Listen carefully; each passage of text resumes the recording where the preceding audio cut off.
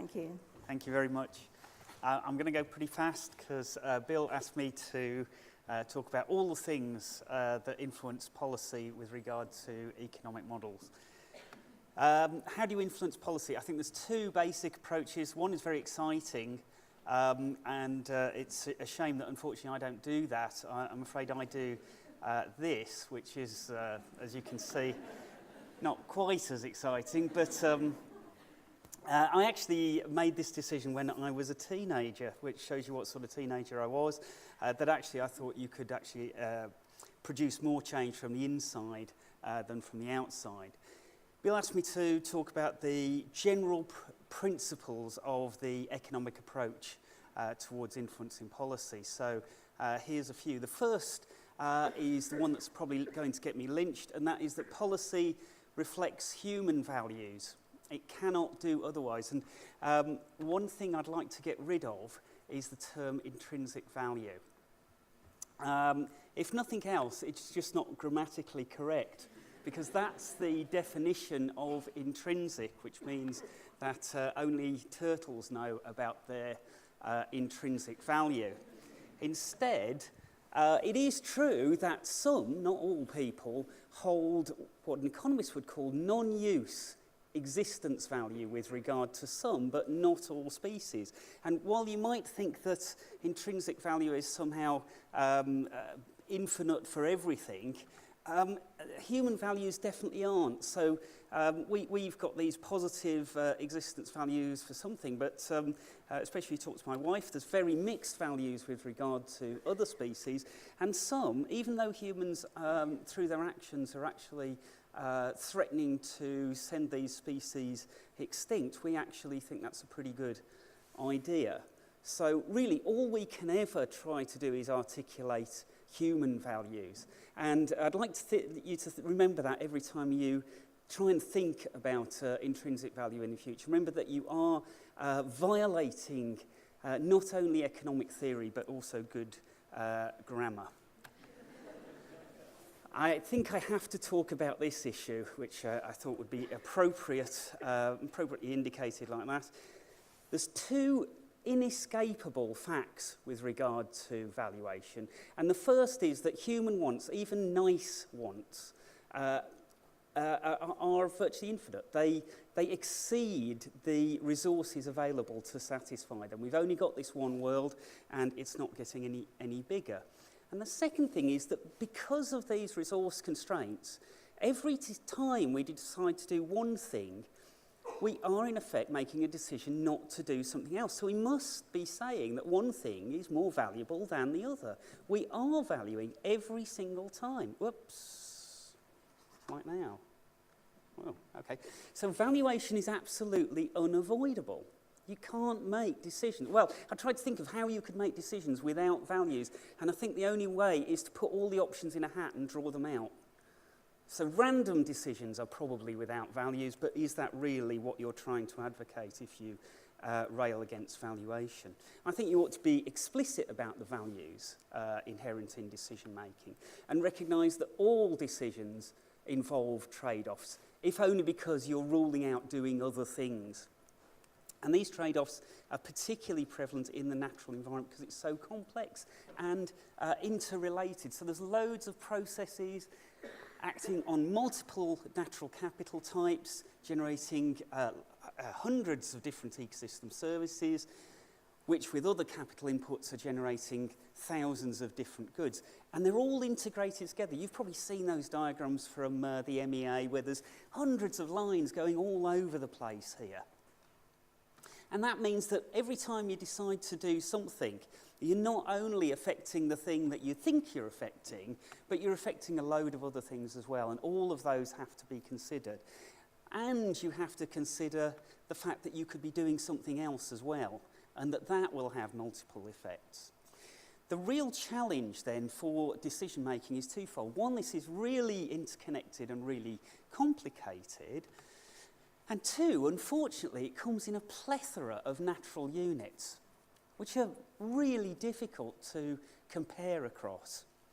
Now, I want to put you in the position that I'm sure of all of us really want to be the monarch of all decision making. So I want you to think about what you would do to make decisions. And real decisions, not just decisions about protecting this bit of land or that bit of land, but everything, the sort of thing that governments ultimately have to do. They have to make decisions not just about the environment, but about how many hospitals we're going to have, what we're going to do about the transport infrastructure, employment, social security, all of those things. We need to make changes commensurate. And I think you have to look at their relative importance, in other words, their value. And you need to be consistent across decision making. You cannot make this up every single time you do it. This is why I am suspicious of certain types of decision making. You might not agree with this last bit, but I'm going to give it a go. I think money is a convenient common unit of value which satisfies all of those requirements above. It's definitely not perfect. I would say it is the least worst common unit. It's really bad apart from all the alternatives. So this is why economists try to put things into money values. It's not some evil plot to try and sell off the environment to the highest bidder. It's attempting to actually bring all those effects into a metric that a decision maker could feasibly handle. But even then, I actually don't think you can do this with absolutely everything. And the one thing that I actually think you can't value is that non-use existence value. How then do we deal with it? We deal with it by looking at the constraints, often given to us by society, articulated through rules and laws, and actually then say, right, we're going to stick to those constraints, and we're going to find the most cost-beneficial way of delivering those constraints. Because often, or almost always, biodiversity change does not come on its own. It comes with changes in greenhouse gases and water quality and recreation, all those sort of things, and they're important as well. So, economic analyses, a few sort of principles. First of all, don't just invent new worlds and compare them and say, oh, that one's better than this one. Understand the drivers of change to look at feasible changes in the future. Here's an example, understanding changes in agriculture. There's a whole range of drivers there and they need to be understood. And we're very lucky, particularly in this country, we have the data to do that. Undertake analyses, validate your analyses. It's very important to convince decision makers that you have actually done a good job, but don't do it like this. Do it something like this, where you actually compare something that's actually happened with what your model says should have happened and convey it in a way that can be understood. Human eyes are much better articulator of how good a model is than an R-squared statistic. Then they might actually believe you if you change something. Okay, how do you then model that change? Well, you say, look, it's actually going to alter future environments. You have to then go back to that thing about it's all integrated. If that changes, something else changes. And if that changes, it's very likely that something else will change as well. But ultimately, you've got to link it back to that thing that decision makers need to understand. How important is this stuff? Now, some of these things you might think are fairly uncontroversial. Personally, I think water treatment costs are very controversial. But other things you might question. You've got to approach that head on. Explain the derivation of economic value. So here's an example. How do you value recreation at environmental sites? You look at where people live, you look at the sites they go to, you look at how often they go there, and you look at the costs associated with those visits, and you look at how the qualities of those sites change as well. If you look at that, you've got everything you need there to actually work out the value of those sites to people in terms of recreation. You can relate their number of visits to the qualities of those sites and to the cost of those sites. Just a tiny, tiny bit of maths will allow you to rearrange it and to actually work out how the quality relates to value. and how changes in that value, in those qualities, affect values. How do we do this on a practical basis for decision makers? Well, it's tools. Developing tools that decision makers can use. Here's a few quick examples. One that we're just working on right now for DEFRA is a recreation planning tool, so extending the previous example.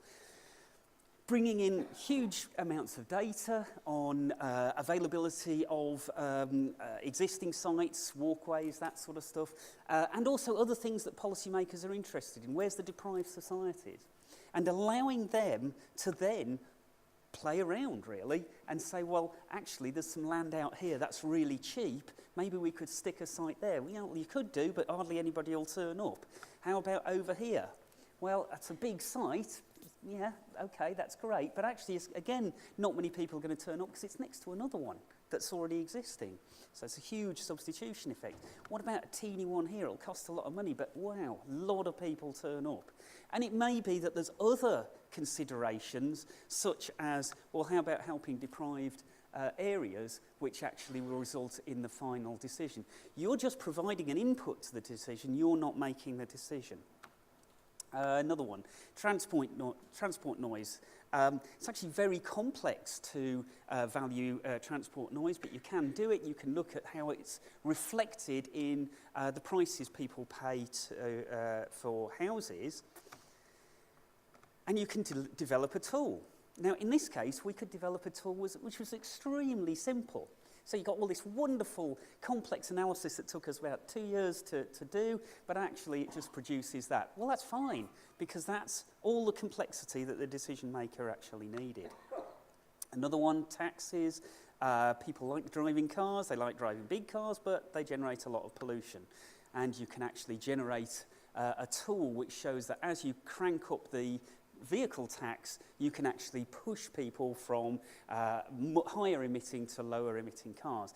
This one received the highest possible accolade for any academic work, in that it really annoyed the Daily Telegraph. So, I'm very pleased about that. Not just research, but how do you get research out into the field? Implementation.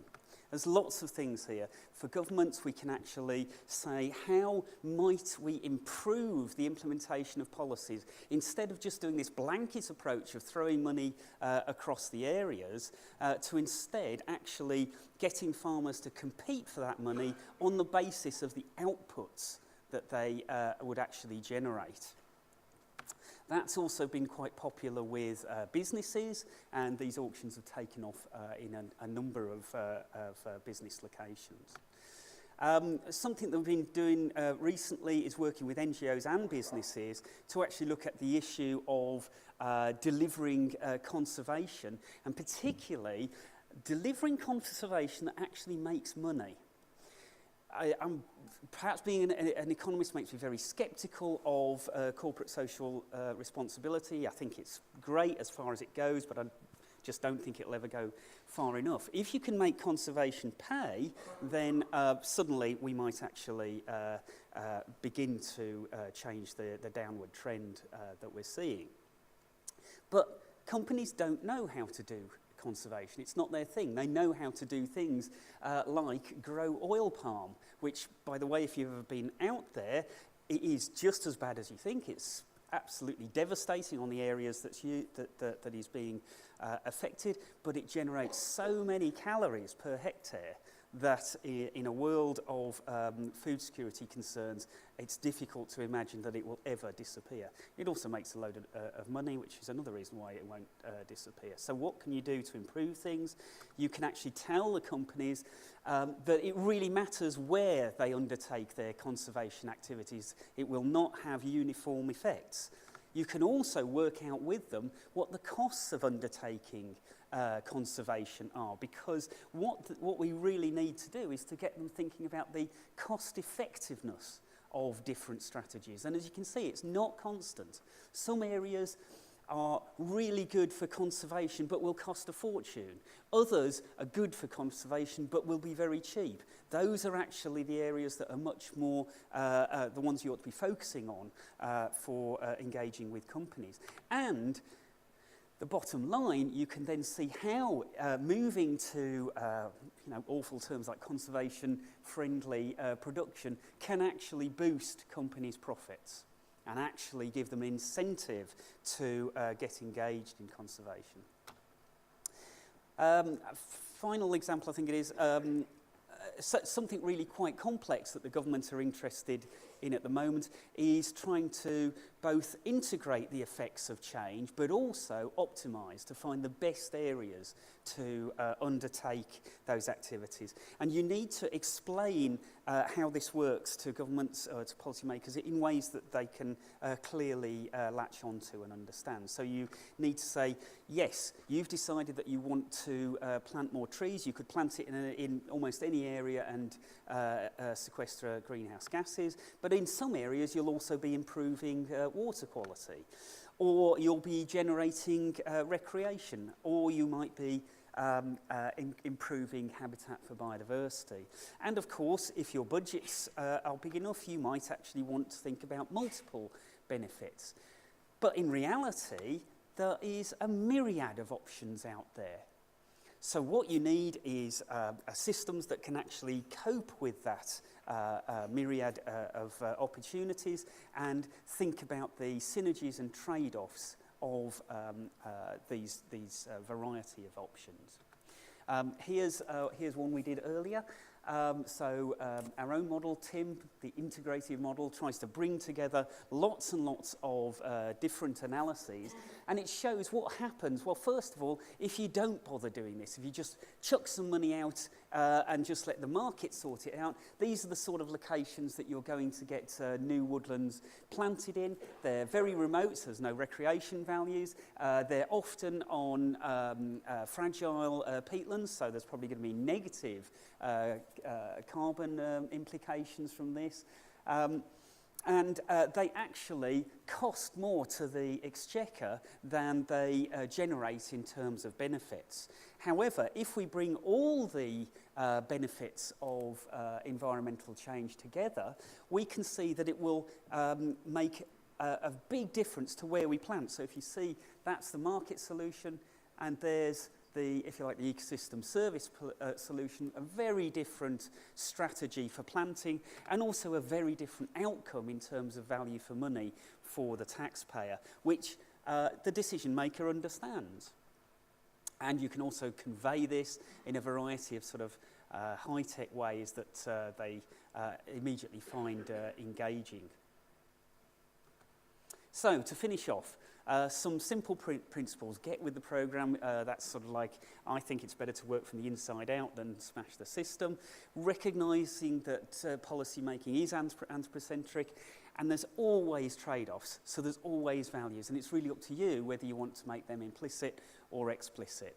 Personally, I think that you need to use the language and units of decision makers to talk a language that they will understand.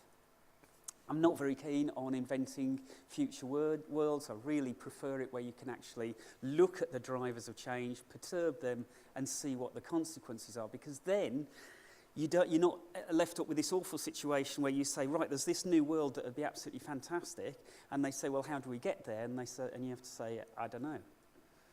If instead you've actually, for example, changed the tax rate and got somewhere, then you can say that's what we can do. I think explanation and clarity is absolutely key. I think that some of the changes that have happened over the last 4 or 5 years to do with, say, the Natural Capital Committee, a lot of it has been simply taking a lot of care over how we explain things to decision makers.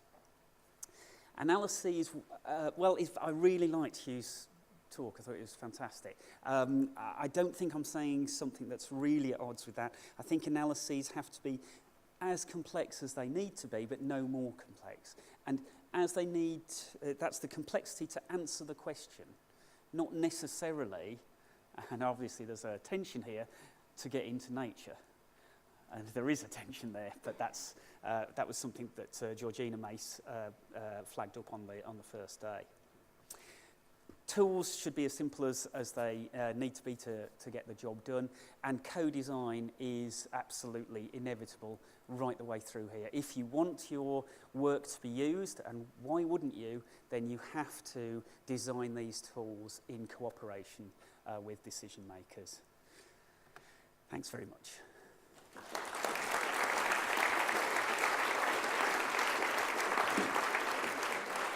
Oh. Thank you very much, Ian. Any questions? Bhaskar, I think. Karen?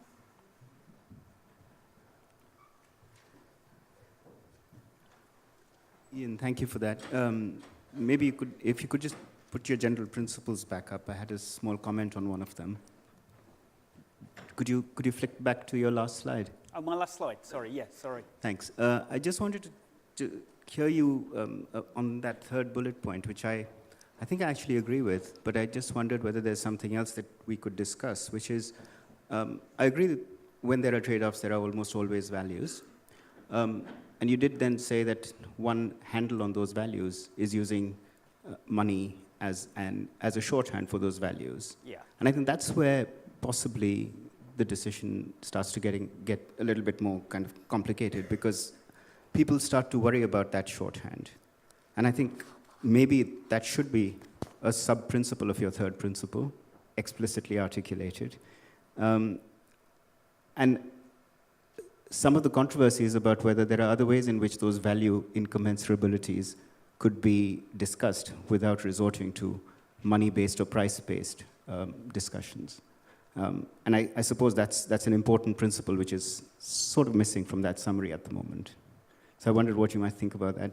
Are there other ways, or is money the only way in which we could reconcile those incommensurabilities? I think if you're content with the amount of money that is currently allocated to conservation and the natural environment, then you don't need money. That's absolutely fine.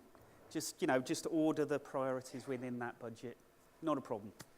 If, however, you feel that perhaps the spending on the environment isn't commensurate with the, well, I would say the level of well-being that could be generated. Other people might say with the gains to the environment that could be generated, then I think money is absolutely unavoidable. I should have said at the start, I'm on the Natural Capital Committee, but I'm talking in my own right. I'm not representing them. However, my feeling, we have to report to George Osborne.